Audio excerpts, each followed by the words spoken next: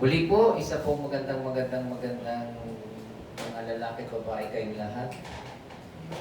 Magandang umaga po sa inyo. Mga pinagpala at mga anak ng Diyos. Mga pinabanal. Okay? At pinagpapala ng Panginoon Diyos. Samahan po ninyo ako sa isang maikling panalangin o Diyos aming banal na dakila at makapangyarihan sa lahat. Sa inyong banal na trono ng awa at kagandahang loob, kami po ay tumutulog at patuloy na nagnanais na ikaw po ang magpaliwanag ng dapat naming maunawaan. Kayo ang magturo upang mapusok ang aming mga kaluluwa ng iyong mga salita. At sa aming pakikinig ay patuloy kaming sumamba at ikaw'y papurihan magpakailanman. Maraming salamat po sa pangalan mo po aming Panginoon Jesus. Amen. So, pag-aralan po natin ng isang bagay na napakahalaga sa atin, yun yung mga mayroong tayong tinatawag na kalaban. Okay? Sa ating paglalakad at pamumuhay bilang Kristiyano, ay may mga pagsubok, may mga trials, may mga bagay na hindi natin ine-expect. At pag masakit ito yung mga worst na pangyayari, ito ay hindi kagagawan ng Panginoon Diyos, kundi kagagawa ng ating kalaban, ng adversary. May mga bagay din na tayo ang may kagagawan noon. Tinatawag natin itong consequences. Okay? So, huwag natin basta-basta sisihin. At kapag merong tinatawag na hindi magandang pangyayari sa buhay mo, pakiusap naman mga kapatid. Although sinabi sa aklat ng Hebreo na ang kanyang mga anak ay kanyang dinidisiplina.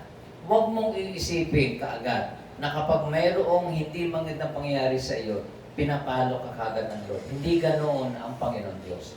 Kayo ba? Ilang beses bago magkasala ang anak mo, pag nagkasala ba agad ba palo? Hindi naman. Pinagsasabihan mo naman agad eh. Kung nagagawa ng ordinaryong tao ng mga magulang, Diyos pa kaya na mas malawak ang pangunawa at pag-ibig sa atin. Kaya huwag natin basta-basta iisipin niya. Sa aklat ng unang Pedro ay tinalakay natin sa ating midweek prayer ang kabuuan ng unang Pedro. Yung nga may problema tayo sa sa signal, kaya minsan yun. At pag-aralan natin yung ikalimang talata, chapter ng unang Pedro. At ito yung una nating pag-aaralan. Okay? At titulo po ng ating pag-aaralan ay recognizing the enemy and right perspective.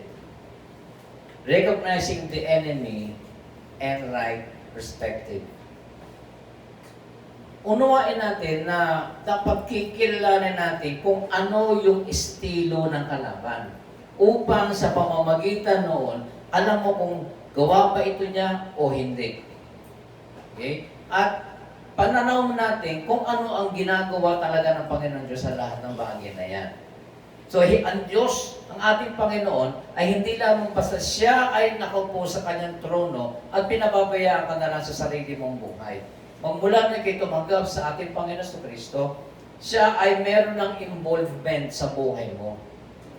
Okay? Involved na siya sa buhay mo.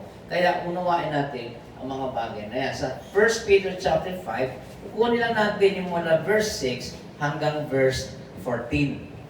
Okay? 1 Peter chapter 5, mula verse 6 hanggang verse 14, yung huling verse. Yung mga nauna at lalo po yung verse, chapter 4, ang tinatalakay doon ay ang mga trials at persecution ng mga mananampalataya.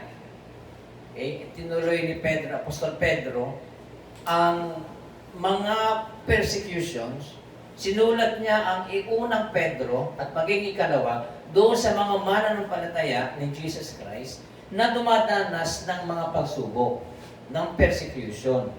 Ngayon, pagdating sa chapter 5, binanggit niya yan at in-exalt niya pinakiusapan niya, sinabihan niya ang mga elders ng simbahan at maging yung mga miyembro na magpasakop sa pamunuan. Sapagkat mayroong pananagutan ang mga namamahala o namumuno sa iglesia. So, tatalakay natin ang mula verse 6 hanggang verse 14. Okay? Take note the title, Recognizing the Enemy and Right Perspective. So, ano yung right? Ano yung sabihin ng perspective? Yun yung pananaw mo, yung pagtingin mo sa isang bagay. Yun ang perspective. So, yung merong bagay na mali ang pagtingin mo, kaya pag mali ang pagtingin mo, mali ang papasok sa isip mo, mali ang magiging decision mo, malamang mali din ang sasabihin mo. So, kapag nakakita ka ng isang bagay, isang tao, kaibigan mo, etc., at nakita mo sa tingin mo mukhang hindi maganda, maaari i-chismis mo kagad kaya gano'n ang nangyayari.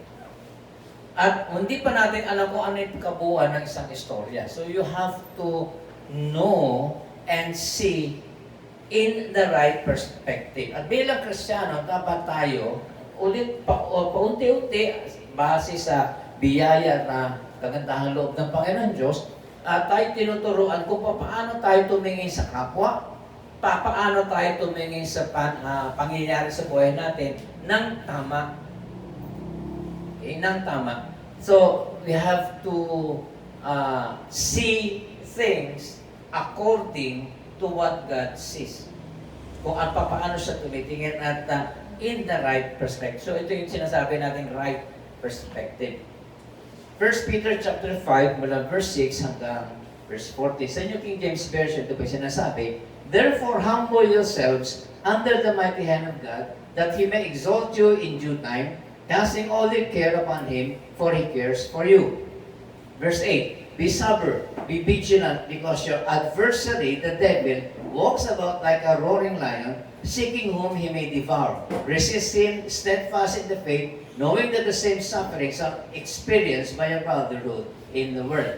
Verse 10, "But may the God of all grace, who called us to His eternal glory by Christ Jesus, after you have suffered a while, perfect, establish, strengthen, and settle you.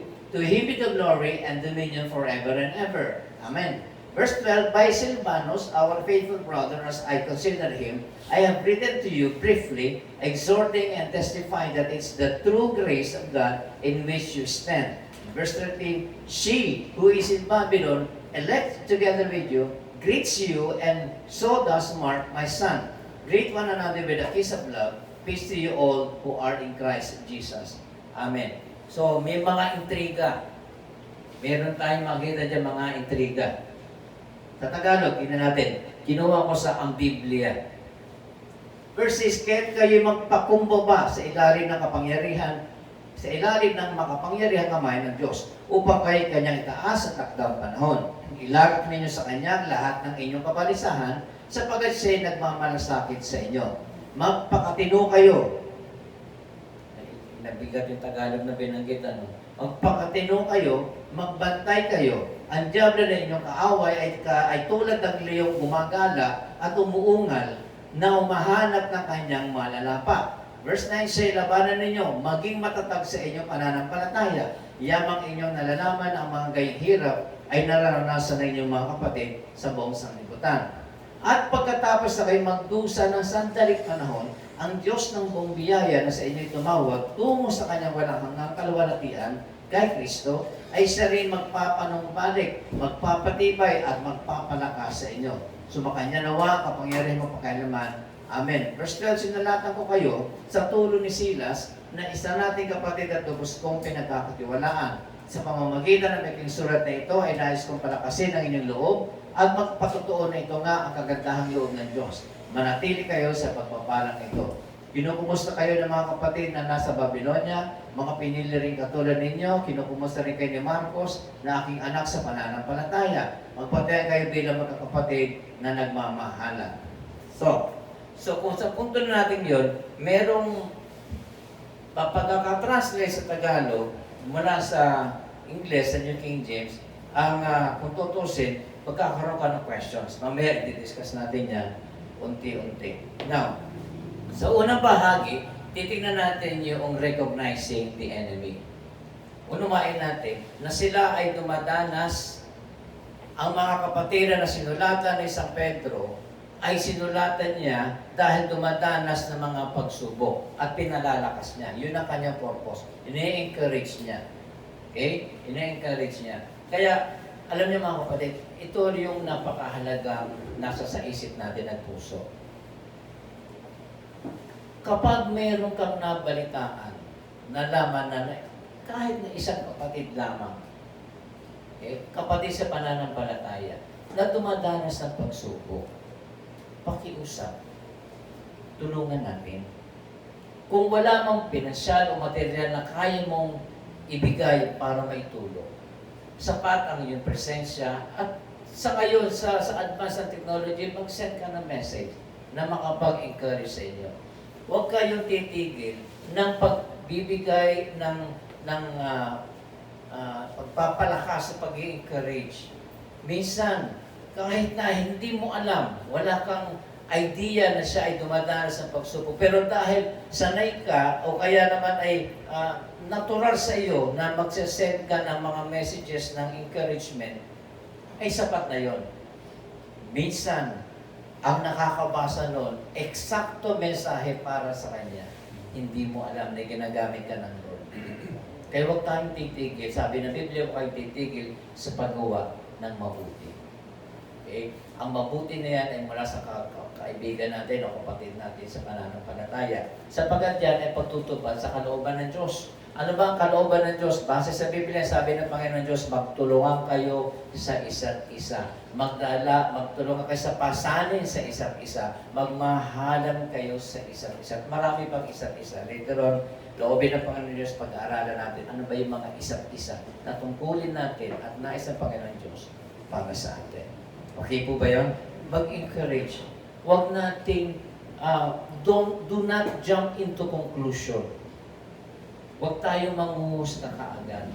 Huwag tayong basta-basta mananimo sa ating kapwa. Na mas maganda, yung nagtatanim ka ng paghihikayat at pag-encourage sa kanya. Hindi mo alam kung ano ang kanyang pinagdadaanan, kung ano yung kanyang problema, kung ano yung kabuuan ng kanyang suliranin kung meron na siya. You do not know. Katulad din natin, hindi lahat ng problema mo, yung detalye nun, kinikwento mo. Kalimitan. Kaya ang madalas na ginagawa natin, nasasabi ka, meron po akong problem, ganito. Tapos na agad. Pero yung detalye, wala. Yung detalye, wala. So it is unfair kung ikaw yung may dumadaan sa problema at pagkatapos, sasabihin mo yung problema ko kasi ganito, kailangan ko ng, halimbawa, kailangan ko ng pananalapi. Bigla sasabihin siya, ikaw kasi hindi ka matipid eh.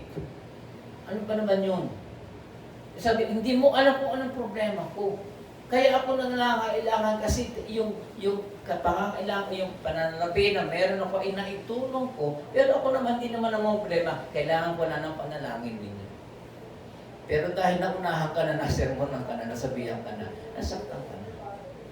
Kaya marami sa atin na Istanbul sa mga ganong klase. Hindi mo alam, nakakapagsalita ka, nakakagawa ka ng mga bagay na nakasasakit sa iyong kapwa. Mas mabuti ba sabi na aklat ng mga tala ng kawikaan, di ba? Sa pangkaraniwan natin salita, less talk, less mistake. Mas maraming daldal, mas maraming pagkakamali. Kaya kung kakunti lang ang daldal mo, kunti lang din pagkakamali. Kasi hindi mo alam. Huwag mo basta-basta gagamitin ng iyong bibig sa malakayang pagsasalita. Lalo tigit, hindi mo alam kung ano ang kanyang pinagdadaan. Better you have to pray. Better you pray na lang. Lord, wala, pero blessed. It is more blessed to give than to receive. Mag-give ka ng advice, mag-give ka ng encouragement, and then you will reap that encouragement. Okay? Tandaan natin yung prinsipyo na kung ano ang iyong itinanim, aaning kapitbahay mo. Yun ba sabi ko na? Kung ano ang iyong itinanim, siya mo aaning. Ikaw ang aaning. at wala nagtanim ng mangga na kumuha ng bunga mangga niya, isa lang ang bunga. Isa lang ang tinanim mo, hindi mo alam kung ilang beses at ilang season na hanggang buhay yung manggang yun, magbubunga siya. Pero isa lang ang tinanim mo. Diba? 1 Corinthians 15:46, first the natural and then the spiritual. Yung spiritual na bagay, maunawaan mo kung mauunawaan mo ang mga natural na bagay. Okay, now, number 1, knowing the enemy. Devil is the enemy of believers of Christ. Yun ang unang-una. Ang talagang kalaban natin ay diablo at hindi ang iyong kapwa. Although, may mga tao talaga na nagpapagamit at naman ay yung iba naman ay hindi alam na sila nagagamit ng diablo. But the mere fact na ang talagang binabanggit ng Biblia, ang kalaban natin ay kaaway natin ay ang diablo mismo. So the devil, your enemy, sabi ng Biblia, diba? Sabi sa verse 6. So, your enemy, the devil, ang kaaway natin, sabi ng Ephesians chapter 6, ang kalaban talaga natin ay hindi flesh and blood. Hindi tao, o hindi mga principalities and mga spiritual. So yun ang kalaban natin. Not just a personal enemy, but one who opposes the work of God. Ito'y mabigat. Unawain natin, bakit ka inaaway ng diablo? Yung tanong, bakit ka nga inaaway ng diablo? The first thing, bilang Kristiyan, unawain nito, the first thing is, kung ikaw ay nasa Panginoon Diyos, okay? Lalo kung ikaw ay manggagawa at nais na magpagamit sa Panginoon Diyos, kapag ikaw ang inaaway at ikaw ang ina-oppose at ikaw ang binabatikos, ikaw ang bine-persecute ng kaaway, ibig sabihin, hindi lang ikaw ang tinatarget na kung hindi yung gawain ng Panginoon Diyos para matigil o kaya ay mamalang. So kapag ikaw, lalo ikaw ay nasa pamunuan, ikaw ay ginagamit ng Panginoon Diyos para, halimbawa, kahit na hindi sa loob ng church, halimbawa, gagamitin ka ng Lord para sumuporta sa iyong pamilya. Financially, ikaw yung pinagpapala ng Lord para i-bless ang iyong family. Pero ikaw yung babatikusin. So pag nawala ka, ikaw ang nasira. Sino ang apektado? Hindi lang ikaw, kundi pamilya mo. Ang gawain ng Panginoon Diyos ay hindi mo malamang matatagpuan sa loob ng simbahan. Ang gawain ng Panginoon Diyos ay higit na makikita sa labas. Andun talaga ang gawain ng Panginoon Diyos. Andun yung ministry. Kasi the more na pinapakita mo ang sarili mo, ina-expose mo sa Panginoon Diyos ang sarili mo, the more na lumalapit ka sa Kanya, the more na nagkakaroon ka ng wagis ng Panginoon Diyos. Habang lumalapit ka, naunawaan mo sino siya, naunawaan mo kung ano ka, at lalo mong nadadownload, lalo mo nakukuha, natatanggap ang mula sa Panginoon Diyos. Kaya ayaw ng diablo yung gano'n. At kapag ikaw'y pinagpapaalam, alala ninyo sa aklatang Job ng Hope, di ba? Blessed na blessed si Job. Anong ginawa ng diablo? Umakyat sa langit, kinausap ang Diyos. Kaya huwag kayo magtatakap. Hindi takot ang Diyos sa krus. Umahanap ka ng krus pag may nang sapi, gano'n yung manang krus. Hindi siya takot. Kausap niya ngayon totoong Diyos eh. So, anong ginawa ni Satanas doon sa harapan ng Panginoon Diyos? Inakusahan si Job. Kaya naman ikaw ay sinasamba, pinaglilingkuran ni Job, ay dahil pinagpapala mo siya eh. Subukan mong tanggalin ang mga pagpapala niya kung hindi ka niya sumpain. Anong ginawa ng Panginoon Diyos? Malalaman natin sa susunod na kabanata. Sumunod, huwag masyadong pagdiinan ng authority mo kay Christ. Sa Jude, chapter 1, sa langan chapter ng Jude, mula verse 8 hanggang verse 10. At kung familiar kayo, sa Jude, aklat ni, pangit lang sa Tagalog, Judas, tingnan natin kung ano yung binanggit dyan. Alam niyo ba yung istorya na yan? Mula verse 8 hanggang 10. Okay. Basahin natin sa Tagalog.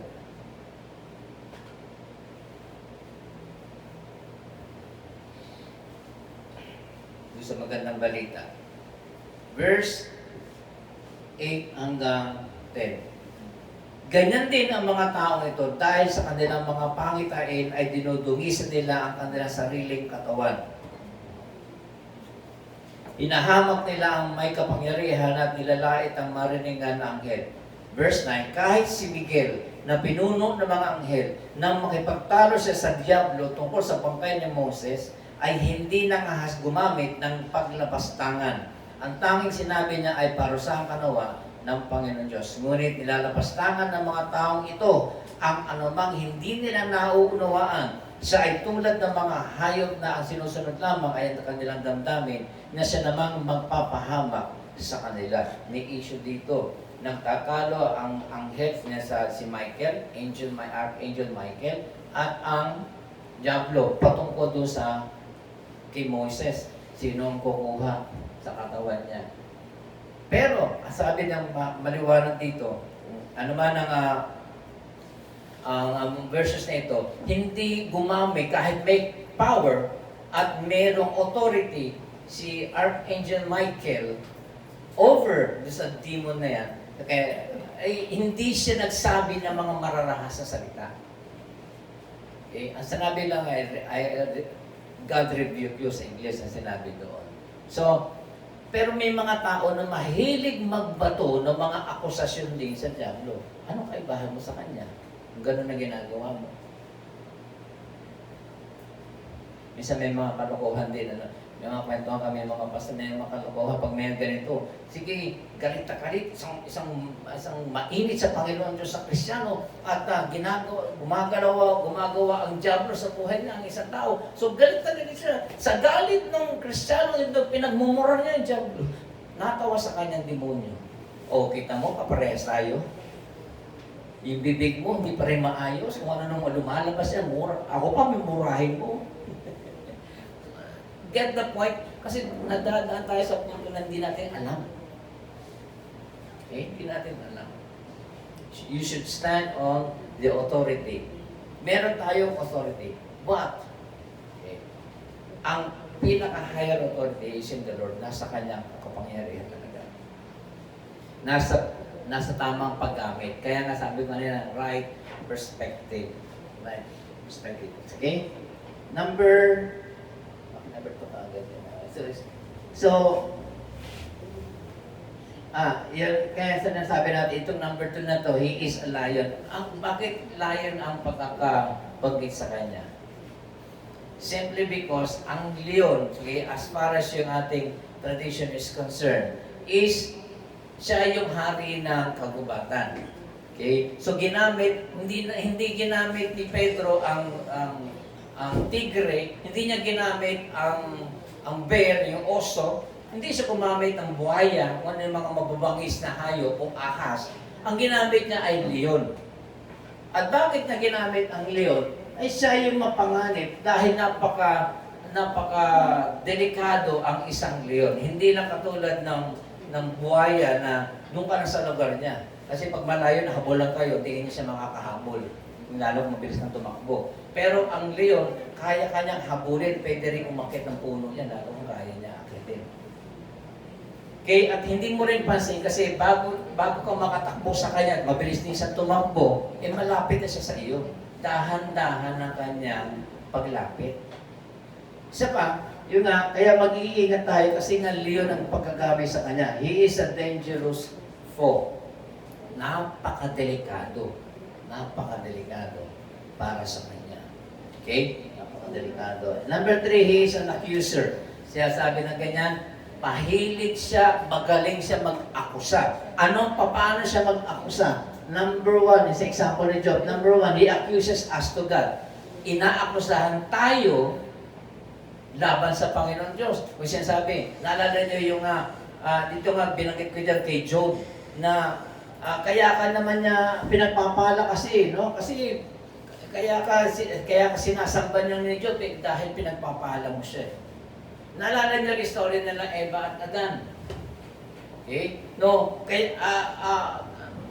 tama ba totoo ba na sinabi ng Lord sa iyo na ganito, pag kinain mo ang bunga ng pagkaalaman sa mabubuti at tama at mali ay hindi ka mamamatay.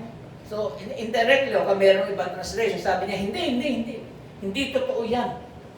So, sinasabi, pwedeng ibulong sa iyo ng diablo na yung pangako, yung sinasabi sa iyo ng Lord, hindi totoo yun, huwag kang maniwala doon. I-inject niya sa iyo, ibubulong-bulong niya sa iyo kasi tingnan mo, kita mo, ilang taon mo na pinagpe-pray na ikipagpalain ng Panginoon Diyos, ilang taon mo na pinagpe-pray na mga buwan na gina, mga kasama mo, kamag-anak mo, ilang taon mo na pinapanalangin na ikaw ay umunlad. Hanggang ngayon, asan ka? Akusahan ka. Sasabihin sa iyo sa sinungaling ang Diyos, hindi totoo ang kanyang mga pangako sa Biblia para sa iyo. Unawain niyo mabuti. Meron ganyan. Hindi natin alam. Kaya papasok sa isip mo, ungano. Puro ko ungano. Para tayong unga. Yung baka na mahilig na umunga. He accuses God to us. Okay? Inaakusan tayo sa Diyos at ang Diyos para sa atin. At tayo rin nag-inaakusa laban sa isa pinaglaaway kasi yun talaga ang target niya eh. Yun ang kalaban eh. Yun ang gawain niya eh. John 10:10. Ang magnanakaw ay naparito upang bigyan ka ng pa-party mo ng birthday mo. To kill, to steal, and to destroy. Yun yung ginagawa niya. Gusto niya talagang wasakin ka ng buong buo. Hindi lang kanyang kukuruting sa singit. Hindi lang nakikilitin ka nga mamatay ka ng katatawa. Hindi siya Ang talagang gagawin niya, totally sisirain ka at wawasakin ka niya. Yan ang gawa ng kaaway. At take note, tingnan niyo mabuti. Ang gawa ng kaaway ni kay sirain ay hindi niya ipinapakita kaagad sa iyo. Walang negosyante na nagpakita ng kanyang product na ibinibenta na mga nasirang-sira. Bumili kayo dito, ito meron akong electric fan, kaya lang ulo mo iikot. Okay? O kaya na magbibigyan kita na murang-mura itong sasakyan. Brand new. Brand new talaga. Brand new. Kaya lang ang tamputin niya nakaharap sa iyo. Yun lang. Hindi niya gagawin yun. Ipapakita niya na ang mga bisyo ay masarap. Pampatanggal ng stress. Kaya pamisa-misa, magbisyo ka rin. Kaya mo namang humindi later on. Get you the point? Yun na lang ang gagamitin kong ilustrasyon. Pero marami mga bagay na kailangan natin unawain. Now, number 4, he often used stealth. Ano yung stealth? Kinuha ko yung meaning. Cautious, secretive way of moving to avoid detection. So, ibig sabihin ng stealth, maingat siyang lumalapit at hindi mo siya napapansin. Yun ang estilo niya. Cautious. Ingat siyang hindi mo siya madedetect. Okay? So yun ang ibig sabihin. Kaya sa 2 Corinthians chapter 11, 14 hanggang 15, at hindi nakapagtataka sapagkat maging sa Satanas man ay nagpapanggap na anghel ng liwanag. Hindi nakapagtataka. Iyon ang estilo niya. Harap sa'yo nakangiti, pero nasa likuran, ang simangot niya sa iyo. Nakaharap ng hindi, nakaharap sa iyo, akala mo isang anghel. Meron tayong alam ng mga ganyan, yung mga traitor di ba? Kunyari kaibigan, pagkatapos na traitor rin. Verse 15, kaya't hindi nakapagtataka ng kanyang mga ministro naman ay magpanggap na mga ministro ng katuwiran. Ang kanilang wakas ay magiging ayon sa kanilang mga gawa. So, Satanas ay gumagamit ng mga tao. Ministro tawag ng Tagalog dyan. No? Meron din siyang may mga ministers. May ministro. Okay? So, ingat. Kaya nga, meron din sa Biblia, although magkakapatiran tayo, pero meron tayong limitations. Mag-ingat din tayo sa ating kapwa. Okay. May mabigat sa Biblia, even your brothers. Number 5, he often uses the tactic of fear. Ang leon, bakit fear? Takot ang dinudulot. Ito, unawain niyo mabuti. Kapag mayroong takot sa iyong puso sa mga pangyayari, then it is not from the Lord. Okay? It is not from the Lord. Kasi ang binibigay ng Panginoon Diyos, okay, God does not give us the spirit of fear, but God has gave us the spirit of boldness. We can cry, Abba. Lion's roar is to paralyze his prey. Pag umatungal ang leon, tono pa lang, yung boses pa lang niya, matatakot ka na. Yun ang tendency niya. So, pag natakot ka, nawawala ka sa wisyo mo. Nawawala ka sa tamang mong pag-iisip. Ang tawag doon?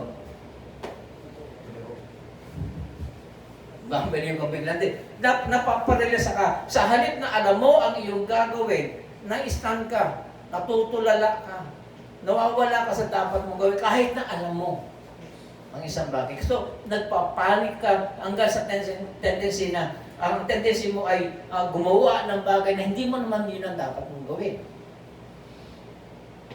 Or, tamang gagawin mo, pero hindi yung tamang pagkakataon. Bigyan ko kayo ng halimbawa. Chinismis kayo. Anong gagawin nyo kaagad? Dahil nakarinig kayo na hindi magandang salita sa isang tao, anong gagawin? Kapag hindi ka nakapagtimpi sa galit mo, susugurin mo yun. Lalo kung below the belt, susugurin mo yun. Without realizing kung ano ang punot dulo. Hindi mo pa alam kung anong punot dulo sabay sugod ka kaagad. At maraming mga tao, maraming mga lingkod ng Panginoon Diyos ang gumagawa ng ganoon. Napapahiya ang kongregasyon, napapahiya ang isang miyembro na dahil nakagawa siya ng hindi maganda, pati pulpito ginagamit sa kanyang kasiraan. Inaabuso. Kaya meron dyan, may mga binanggit din niya ng mga bayaran. Meron dyan umaabuso sa kanyang kapangyarihan. Sa kanyang posisyon. Dahil sila ay leader na simbahan, so merong hindi maganda, merong hindi nangyari, so ano pang ang gagawin nila kaagad? Gagamitin nila ang authority nila para i-pursue kung ano yung gusto nila kaagad mangyari. Without balancing the idea, without balancing the data, without balancing the issue. Kung ano ba talaga ang totoong issue. Kaya kung susugod ka ng susugod na hindi mo alam kung ano ang punot dulo, siya ang mangyayari niyan, ikaw ang mapapahiya at hindi sila. Okay? Alam natin yan, ganyan klase. Sa Matthew chapter 25, 24, and 25, kunin na lang mo. And ang takot ang nagpaparalasa upang mapigil silang lumago, lumalim, magawa, kalooban ng Diyos. Isa pang simpleng ginagawa ng tao, ng diablo sa atin, sabihin sa atin, dito, bilang sa iglesia, sa church, no? Kapatid, pwede ka nang manguna sa panalangin, man lang. O magpagamit sa Panginoon Diyos sa pag-away, etc. At sabihin mo, ayaw ko. Pwede ka mag-lead ng Bible study, kayo ito, one-on-one lang. Kahit maliit ang grupo, isang pamilya, ikaw yung manguna sa kanila sa pag-aaral ng Biblia. Ayaw ko, hindi pa ako ganun kalalim, hindi pa ako nag-Bible school dyan. Ayaw mo, samantalang maliit lang naman na binibigay sa iyo. Bakit? Takot ako kasi baka may tanong, hindi ko masagot, baka, ang dami mong baka. Subok mo naman kalabaw. Kalabaw, baka, ang daming mong, alam niyo, ang daming alibay, ang daming subali na huwag lang matuloy. It's not from the Lord. Kung sinasabi ng yung pastor o ng ibang mga kapatid na pwede ka at mayroong confirmation naman ng Lord sa'yo, pero sarili mo lang umaayaw, then it is your problem. Hindi galing kay Lord yun. Kalooban ng Diyos na tayo ay magtulungan sa isa't isa, tayo ay magpalakasan sa isa't isa. Kung walang magagamit na lingkod ng Panginoon Diyos para sa taong yun, at ikaw yun ang turoon, at hindi ka tumugon sa kalooban ng Diyos, anong mangyayari sa tingin mo? Wala sa iyo mangyayari.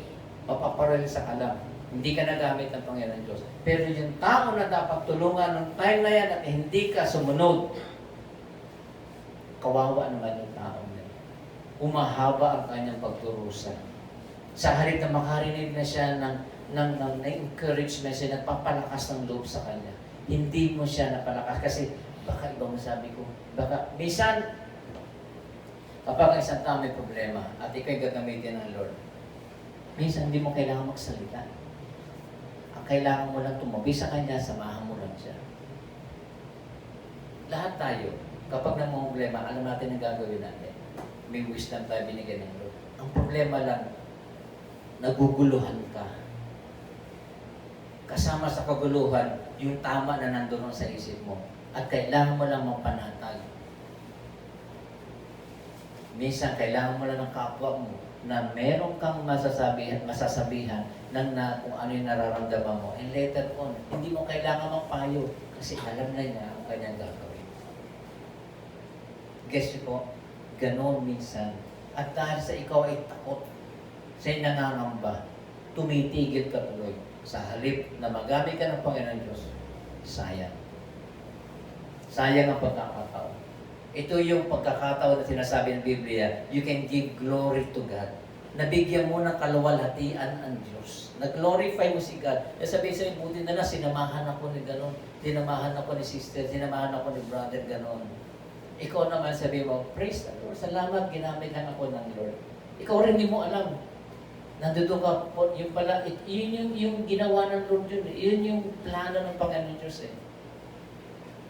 Pero nga, kung kapaligtaran nun, hindi ka tumugon, kawawa naman yung tao. Nauunawa po ba ninyo? Try in every circumstances, whatever is true, whatever is noble, ilagay mo sa isip mo, huwag mong hayaan ang isip mo ay bombahin ng mga negatibong mga bagay. Hindi ako marunong kasi mababa lang ang aking pinag-aralan eh. Grade 1 lang ang inabot ko. Walang gano'n sa Panginoon Diyos. Yung mga disipulo nga ni Kristo, 12 eh. Wala namang grade 1 noon eh. And yet, ginamit sila ng Lord. Okay? Okay po ba? Unawa po natin. Number 6, He ultimately wants to destroy the believers. Ito po binabagi ko kanina, humahanap ng kanyang malalapat. Totally, ang gusto niya talagang gawin sa mga anak ng Diyos, wasakin niya ng todo-todo.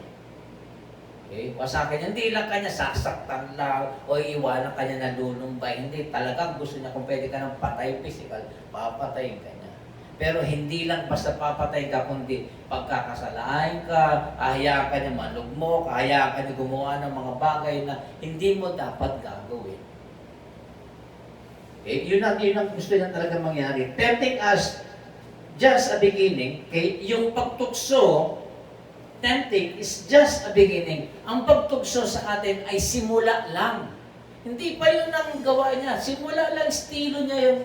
Estilo lang niya yun. To destroy you is His goal. Yun ang punto niya. Ang wasaking kanya.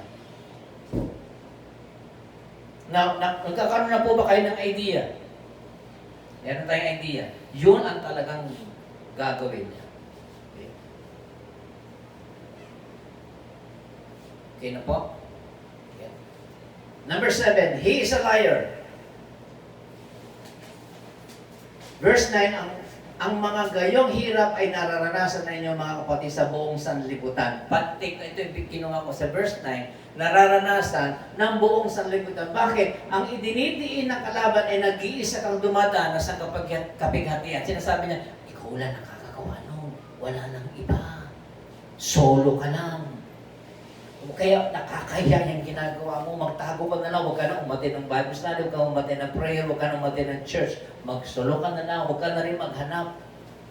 Yun na ididiin niya sa iyo. Ikaw lang, unique ka, di ba? Unique ka, kaya unique din yung ginawa mo. Meron ka pa rin siya, pero iba yung ginawa mong estilo. So, marami niyang ididiin sa iyong kokote, sa iyong natural coconut nuts. Ang idinidin ay nilalagay sa iyong isip na walang nakakaunawa sa iyo. Nagawa mo yan, sigurado ko, isiguraduhin ko sa iyo, kung ano-ano yung mga sasabihin nila. Subukan mo lang umaten, subukan mo umaten. Eh, minsan na-attend ka, meron ka nagawa, hindi magkaka-attend ka, may tumitingin sa'yo, bigla mo napasin, bakit ang mga kapatid nakatingin sa akin? Alam yata niya, ginawa ko nga. Alam niya ata, ginawa ko nga. Kaya ako nga. Hindi na ako attend. Aalis ka na maaga, hindi ka na. Wala naman sila kaalam-alam. Pero dahil yun na nasa isip mo, ano mangyari sa'yo? At kapag ikaw ipa-follow up, tatanungin ka, kukumustahin ka, kung ano na ang sasabihin mo, magsisinungaling ka na, gagawa ka na ng alibay. Hindi ako maka-attend kasi busy. Kalimitan niya, busy. Busy. Inilalagay sa isip, wala kang makunaw. Kaya lalo ka at mag-iisa. Lalayo ka, isa ka na lang, solo play ko na lang, hanggang sa mas madali kang matukso, mas madali kang lapain kasi nag-iisa ka. Ang mga ibon, napapanood din sa sa TV na yung mga grupo ng mga hayop sa Africa, di ba? May mga dumadating ng mga leon, naghahanap sila. Pero hindi sila basta makasugod dun sa grupo. Kapag may humiwalay, yun ang tatargetin nila. Sabi ko sa inyo, first the natural and then the spiritual, ganun ang estilo ng Diablo. Kaya kapag lalo kang lumalayo sa mga kapatiran, mas madali kang lapain, sugurin, mapapatay ka. Yun ang ginawa ni Judas Iscariote. Kahit na nagsisi siya sa kanyang kasalanan ng remorse, ay lumayo siya at nagpakamatay. Nagsolo siya. Si Pedro nagkasala din kung yung diin at lalim at bigat ng kasalanan, mas mabigat ang ginawa ni Pedro kaysa kay Judas. Si Pedro, sinasabi, hindi ko kilala yan. Then, who you? Ginanon niya. Pero si Judas, binenta niya, pinalikan pa nga niya. Pero mali ang katapusan ng ginawa nila. Lumayo si Judas. Si Pedro bumalik sa mga kapatiran. May narinig pa kayo, meron ba kayo mababasa sa Biblia na nagkausap sila ang Panginoon Jesus at si Pedro, last sa John chapter 21. Meron ba tayong mababasa na ikaw, Pedro, loko ka ha?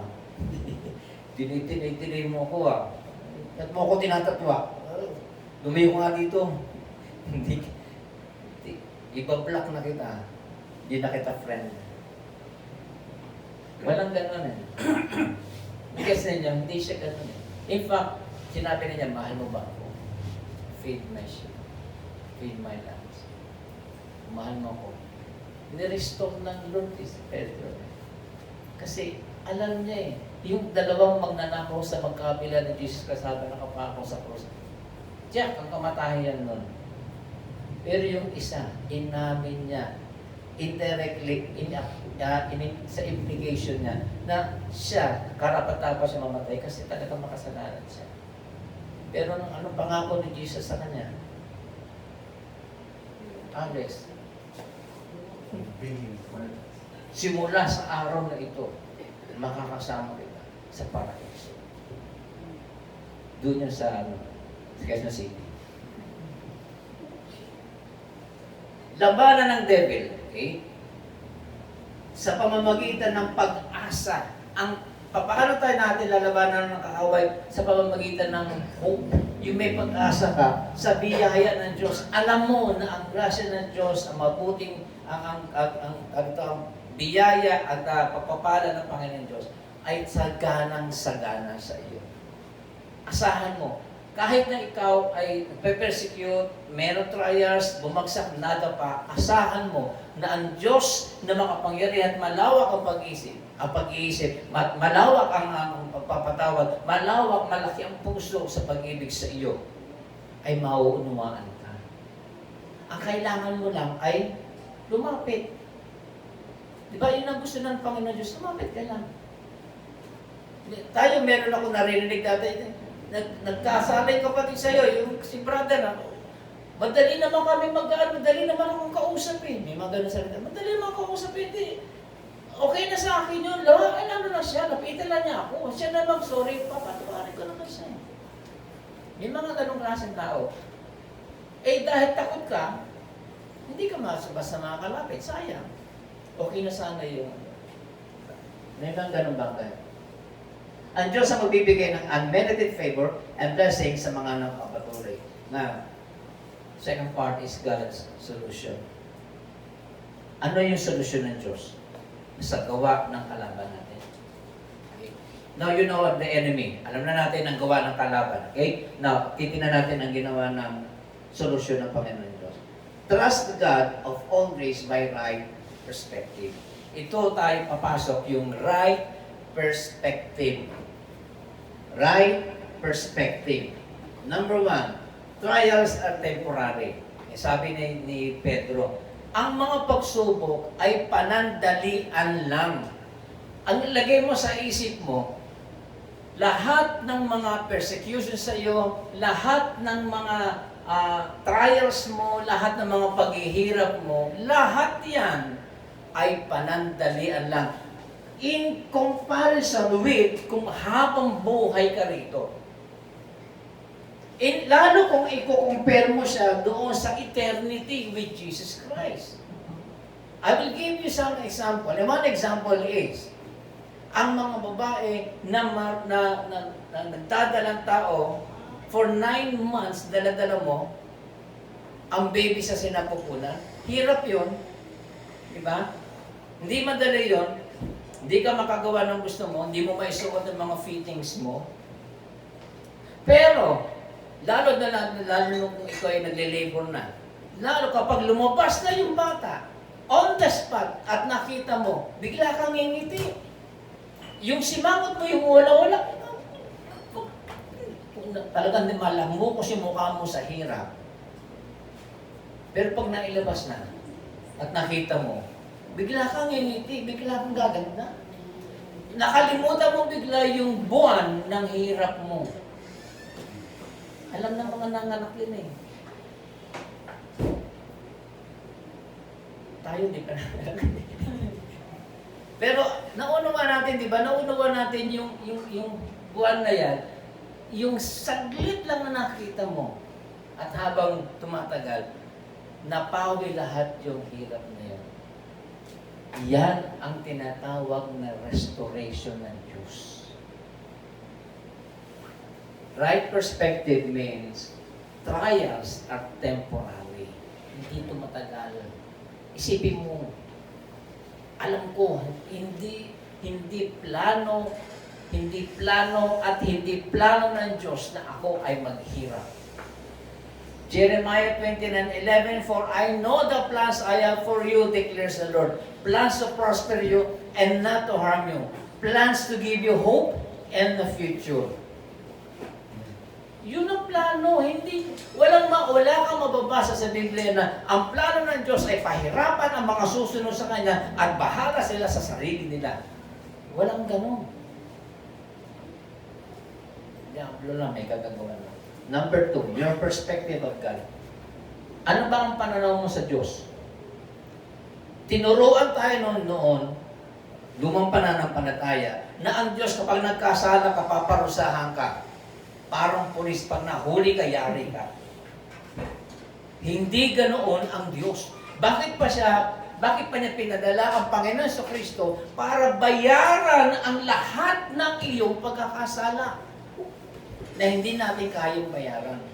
Para saan pa yun? Kung ang Diyos pala ay nagpaparusa at gano'n na lamang katindi kung magalit sa iyo.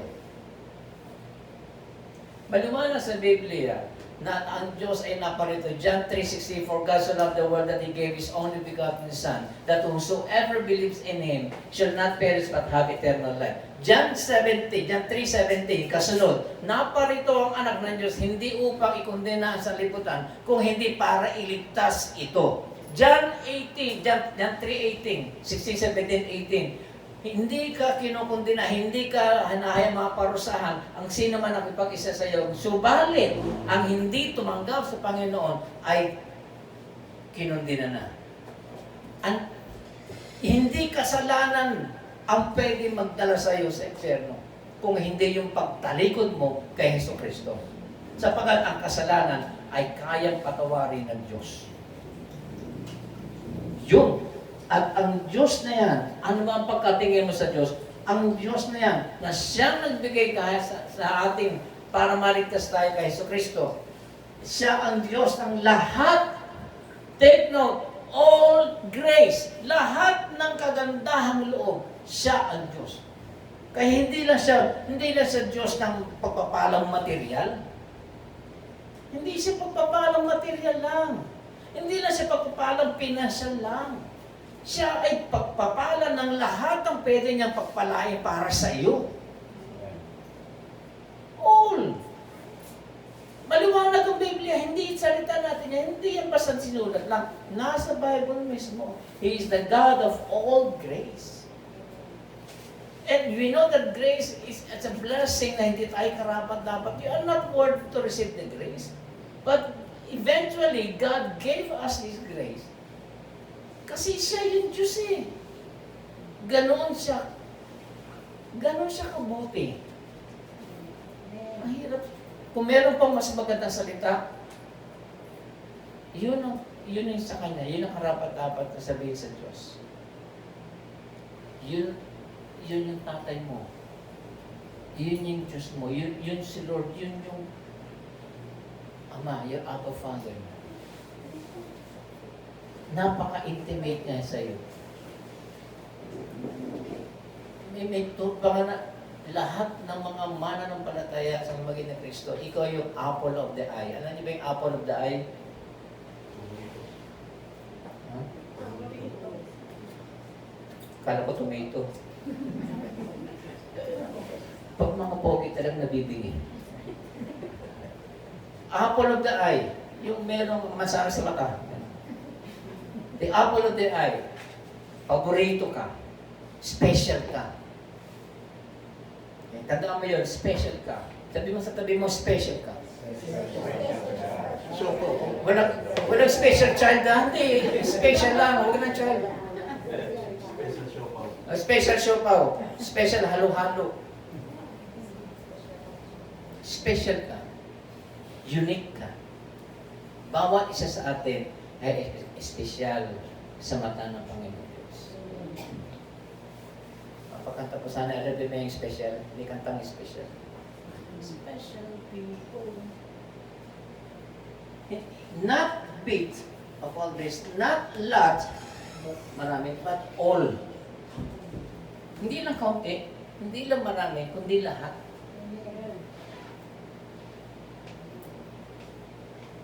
I hope nakuha ninyo. Baguhin natin ang ating kaisipan patungkol sa tatay natin, sa Panginoon Diyos. Grabe yung buti niya. Buti mo. Number 3, God's calling and purpose. Ibahin mo yung perspective mo sa pagkatawag ng Diyos sa'yo. Called you to His eternal glory in Christ. Nakalagay doon. Okay?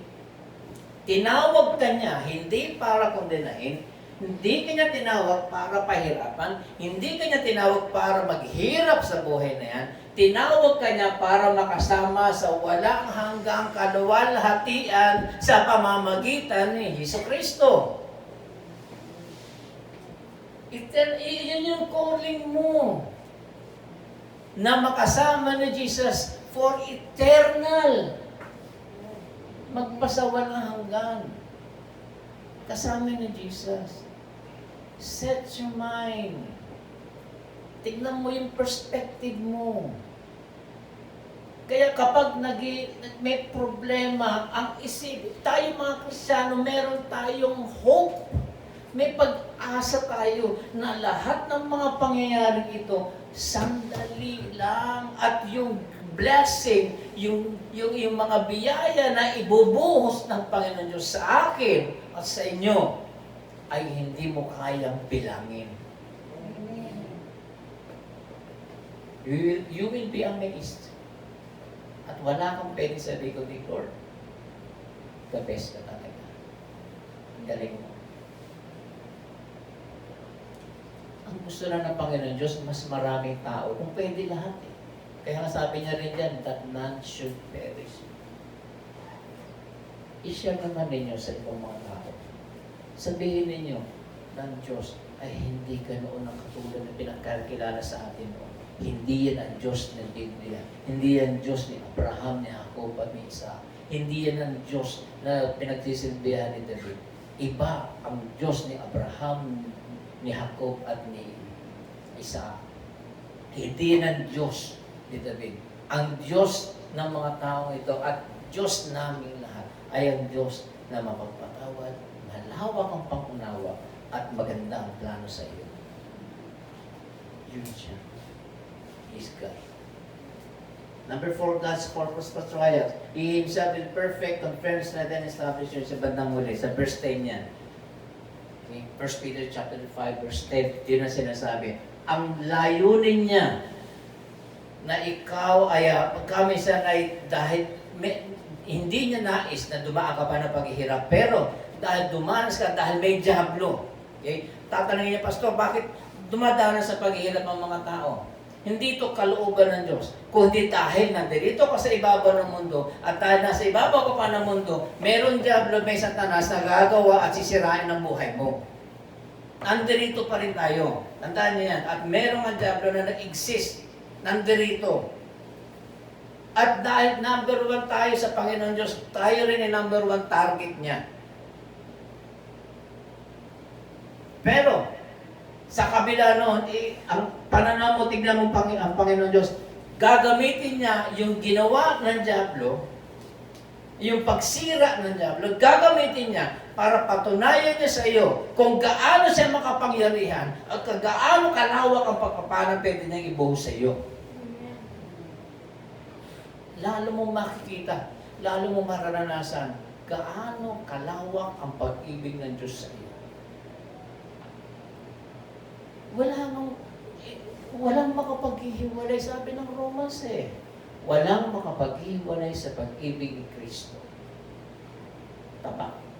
Gutom, maging anghel, o diablo, kahit sino pa sila, minahal ka ng Diyos, at yun ay magpasawalang hanggan. Okay? Gusto niya, i-perfect ka, i-confirm na, halos pare-pares ang ibig sabihin, kinuha ko yung salitang perfect, ibig sabihin nyo to equip, repair, or render. Provide, give something complete. Ibig sabihin render, it's provide, give something complete. To equip, to repair, complete. So, ibig sabihin, ang pagpapala ng Diyos ay hindi katulad sinabi ko kanina, hindi lang material, hindi lang pinansyal, kundi pampamilya pa, panglahatan, mabuti ang gagawin ng Diyos sa iyo.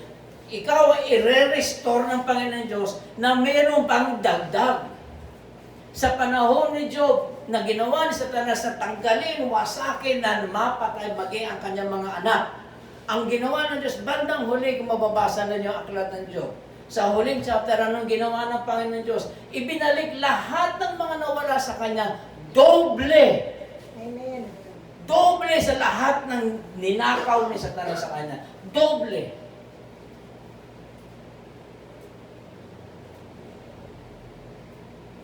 Imposible ba sa Diyos? Hindi. God, nothing is impossible with God. Tandaan niyo yan. Sinira ng Diyos ang buhay ninyo ng ilang taon. Tagal natin hindi nakakilala sa Panginoon Diyos. Kung kailan ka matanda, saka nakakilala kay Lord. Hindi ka nakakapaglingkod dahil dati sa pandemic ito, dahil may sakit ka o dahil ang dami mong mga ginawa, kagagawa ng diablo sa buhay mo. Ito ang pagkakataon. This is the season. God will restore you. Amen. And you will reap harvest. Sabi ko sa inyo, ang nagdalang tao ng 9 na buwan, isang araw lang, ilang oras lang, nung lumabas yung anak, nabura lahat. Natakpan lahat yung 9 months na yan. Sabi mo na 9 months, nabura lahat. Nawala agad doon sa nanay na nagsila ng bago niya anak. Kung nagagawa yun sa natural, Diyos pa kaya? na yung ninakaw sa iyo ng kalaban, kahit ilang taon pa yan, kayang doblehin ng Panginoon Diyos sa loob lamang ng isang taon o isang buwan o isang araw. Kaya niyang gawin yan. Walang imposible sa Diyos. Kapag ni-restore ka niya, hindi lang ibabalik ang nawala, kundi meron ka pang bonus, dadagdagan pa niya sapagkat mahal na mahal ka ng Panginoon Diyos. Dapat sapagkat ikaw ay na kay Kristo Jesus. Dami na wala dahil sa bisyo mo, dami na sayang na oras, God will restore you. Kaya nga holistic ito kabuuan, hindi lang ito, isa-isa lang. Remember that? Amen po? Amen. Confirm, to fix, set fast, or to strengthen, palalakasin ka na. So, God will put you back together after the trial so that you will be useful for Him. Bakit kanya nga i-resolve, bakit niya i-bless? Para mas lalo kang maging kagamit kami kasi gusto mo mapurihan si Lord, di ba? Sinong ayaw magpuri kay Lord dito? Taas ang kamay. Hindi ako. Pero dahil gusto mo mapurihan ng Panginoon Diyos mo, gusto niya, nakikita niya puso niya, nakikita ng Diyos ang puso natin, alam niya. Alam niya kung ano ang inagaw, sinira at binasak ng Diablo sa iyo. Alam niya. At alam din niya kung paano niya babalik at dodoblehin pa niya. Higit pa sa inaakala mo. Amen. Ephesians chapter 3 verse 20. Tingnan nyo nga sa inyong Biblia kung tama ako. Wala din sa outline natin.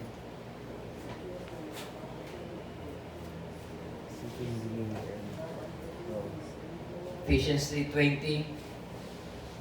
Now to Him, dito sa International Version, now to Him who is able to do immeasurably more than all we asked, more than all we asked, or imagine, according to His power that is at work within us.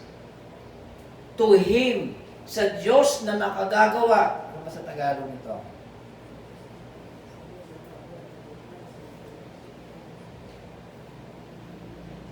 3:20. Sa Kanya na makakagawa ng higit pa kaysa maaari nating hilingin at isipin sa pamamagitan ng Kanyang kapangyarihan kumikilos sa atin.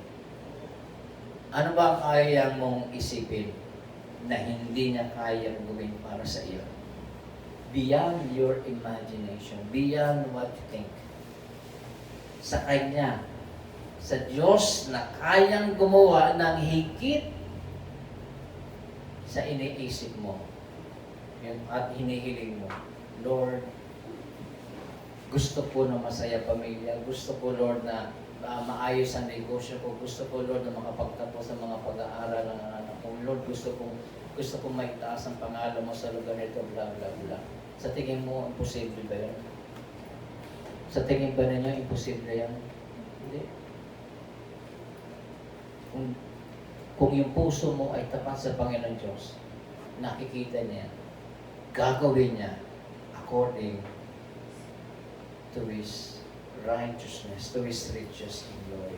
Sabi ni Pablo sa mga tumutulong sa kanyang ministro, and my God shall supply all your needs according to His riches in glory in Christ Jesus.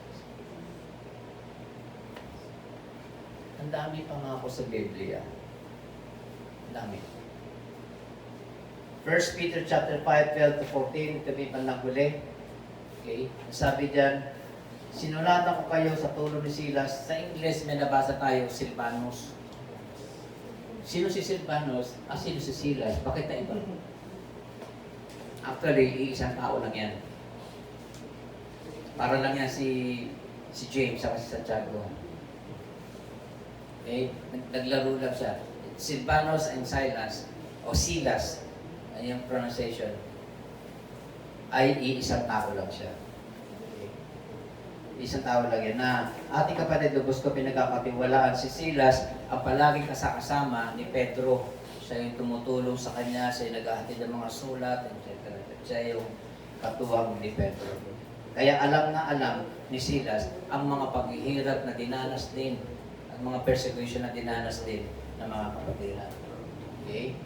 Number 13 na, kinukumusta kayo ng mga kapatid na nasa Babylonia. Sa English, sabi diyan, she who is in Babylon. Yung isang issue dyan.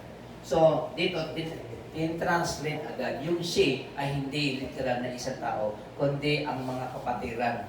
Kasi tulong sa isang church ay isang she. We are the bride of Christ. Kaya she. Kaya lalaki kay babae sa church. Ang Babylonia ay wala, hindi yan actually yung lugar. Para mabigyan ng protection ni Pedro ang mga kapatiran sa ibang persecution na pwede mangyari, ginamit ni Pedro ang salitang Babylonia. Pero sila ay nasa Rome. Kaya yung Babylonia na sinasabi niya ay Rome mismo. Kasi maraming persecution doon sa mga Kristiyano. Kaya para mabigyan sila ng protection dahil ang kanyang sulat ay mababasa ng maraming tao, sinabihan niya na siya, kaya sa Tagalog, hindi naman Tagalog ang pagkakasulat noon. So, Greek noon. Kaya sinabi na doon na she who is in Babylon sa English. Pero sa Tagalog, translate na kaagad. Mga kapatiran na nasa Babylonia. So, okay? Okay na yung issue na yan. Mga pinili rin katulad ninyo, kinukumusta rin kayo ni Marcos. Si Marcos, aking anak sa pananampalataya, in-explain din. Pero sa English, walang explanation yan. Ang sabi na dyan, my son Mark. Pero spiritual niyang anak. Ibig sabihin, dinidisciple niya, dinutuluan niya. Okay. Kaya kung kayo ay nangangalaga ng ibang mga tao, nagsisimula pa lang at inaalagaan ninyo sa salita ng Panginoon Diyos, kayo ay nagiging spiritual parent.